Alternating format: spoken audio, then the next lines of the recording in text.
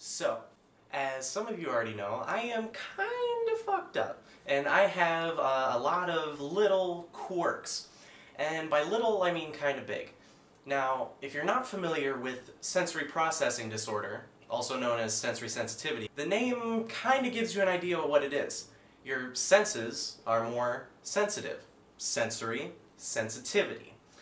Makes sense, right? Things that are loud seem louder. If someone, like for example, bumps me, it feels like someone punched me as hard as they could, because the routing to my brain doesn't work properly. So the thing is, it thinks that some things are a lot harder than they really are, and it should hurt a lot more. Or sometimes it's even the opposite, where it's like, damn, that dog went cray-cray. And sometimes it can be the exact opposite, to where if I get hit in the arm as hard as someone can, I won't feel it. Usually that is not the case, because it is sensory processing disorder, so it's really the process of it getting from the nerves to the brain, and that's what's kind of messed up at times. So a lot of the time the nerves send out a signal that is a lot stronger than it really should be to a normal person.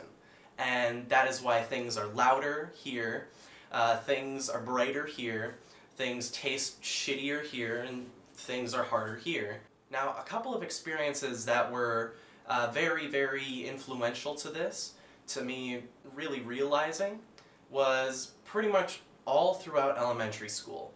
Whenever I was in a sports team or something, I just couldn't deal with getting hit with the ball, or having to do something that like somewhat hurt, or even like if I went fishing, taking the fish off the hook, because the frickin' spike things, they would spike me and it would like and it would hurt. So I couldn't do that. Pretty much that's the sensory sensitivity part for the touch, because I couldn't really touch that. And another big thing is hearing. It's mostly hearing and touch for me, but all of my senses are a bit heightened. So for hearing, things that are loud seem much louder. And with my background of trauma and stuff like that, if it's really, really loud, it can kind of kick into my mild PTSD symptoms. And so sometimes I can just go back and go into this fit of rage just out of nowhere. But the thing is, it's because the noises were so loud and so out of nowhere that it took me out of the moment, and it just flipped a switch, and the adrenaline starts pumping, and that fight or flight mode kicks in.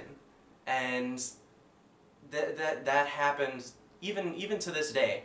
I have gotten better at controlling it in a healthy way, and I know that there's ways to make it so the sensory sensitivity is lessened. When I was younger, I used to go to occupational therapy. Now, occupational therapy is a bit misleading. It's not that I'm having trouble with work. No, this is something to help children function with their sensory processes.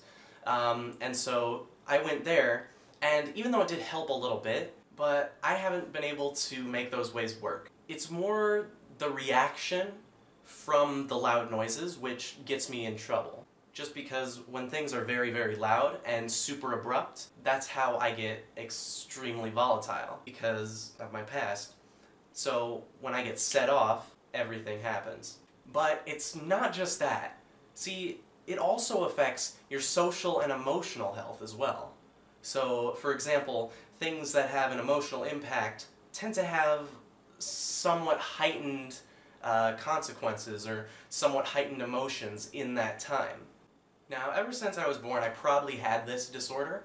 Ever since I was really little, around 3 years old, it started becoming fairly apparent. And the other thing that started becoming very apparent was that I was very skittish. Unknowing to many people, there was some trauma going on during that time, and that could have also made the sensory sensitivity a lot worse in my upbringing, because the neural pathways caused by trauma probably made those things not connect, so my sensory sensitivity is very heightened. And I'll probably go into some more detail on my childhood and other things in a different video, but for now, I'm just going to be talking specifically about sensory sensitivity. Now, there is a very common misconception that people with sensory sensitivity have autism. And no, I do not have autism. And yes, even though I am on the autism spectrum, it is not related. And me being on the spectrum, it has nothing to do with me being able to relate to people, and it has nothing to do with being able to socialize. It's something completely different. And I've been able to work around that. But for sensory sensitivity, it's something that you need to kind of live with. But something that I found out, and that makes a lot of sense, is it's not just sensory processing disorder. It's really all sorts of processing. See, I have a lot of trouble with emotional and social processing at times. See, a lot of times with emotional and social things, since I'm a little bit on the autism spectrum, sometimes I misread social cues. And this can lead to, for example, me thinking something is a lot worse than it is. And so it's kind of it's a bit of a drawback in some senses, because when a social or emotional situation is amplified, that means my reaction is amplified, and it seems like it is very out of character, when in my brain, it's really not. And so that's pretty much what it is.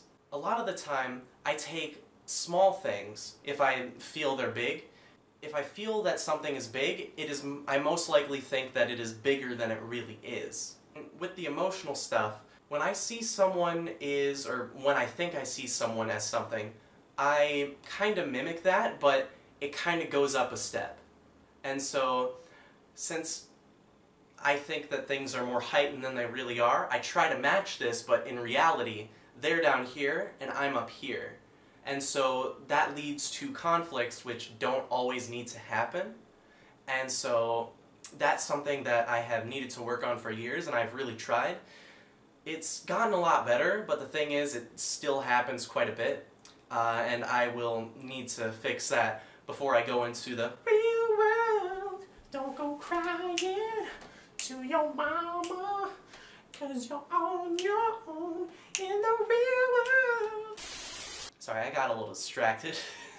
But yeah, if you know of anyone that has sensory processing disorder or is a bit heightened in some sort of things, if you just like tap them and they're like, oh, what the fuck, that hurt, then they might have sensory processing disorder, and it's completely alright. Type in the comments what you think, or how about whatever the funniest rage you've seen in public was. No matter who it was, just someone like absolutely losing their shit.